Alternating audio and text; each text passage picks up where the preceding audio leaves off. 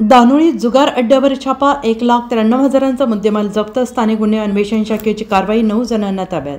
शिरोळ तालुक्यातील दानोळी येथे जुगार अड्ड्यावर स्थानिक गुन्हे अन्वेषण शाखा कोल्हापूरच्या पथकाने छापा टाकत 9 जणांना ताब्यात घेतलेला आहे.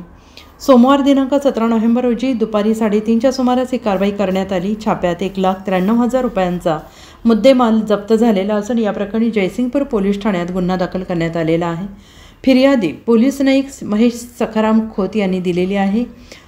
मिळालेल्या माहितीनुसार दानोळी येथील राजाराम माने यांच्या मालकीच्या शेतजमिनीतील बंदिस्त जनावरांच्या गोठ्यात काही व्यक्ती एकत्र येऊन पैसे लावून जुगार खेळत असल्याची माहिती स्थानिक गुन्हे अन्वेषण शाखेला मिळाली. तात्काळ पथकाने सापळा रचून छापा टाकला आणि या कारवाईत रोख रक्कम 5,420 रुपये आणि 8 मोबाईल तसेच 7 मोटारसायकली असा एकूण 1,93,000चा मुद्देमाल जप्त करण्यात आला आहे.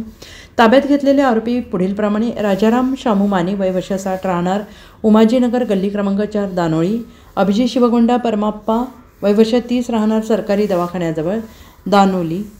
अमोल मारुती साळुंखे वय वर्ष 35 राहणार उमाजीनगर गल्ली क्रमांक 1 दानोळी. परशुराम गणपती बन्ने वय वर्ष 60 राहणार संकपाळ गल्ली दानोळी. अमित संभाजी डुबल वय वर्ष 35 राहणार बेघर वसाहत गल्ली क्रमांक 4 दानोळी.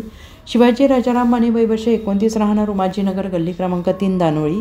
दस्तगीर मौला शिकलगार वय वर्ष 50 राहणार बेघर वसाहत गल्ली क्रमांक 5 दानोळी. संतोष सुरेश कांबळे वय वर्ष 42 राहणार बेघर वसाहत दानोळी. अमीर मानिक खलिफा वय वर्ष 35 राहणार उमाजीनगर गल्ली क्रमांक 2 दानोळी.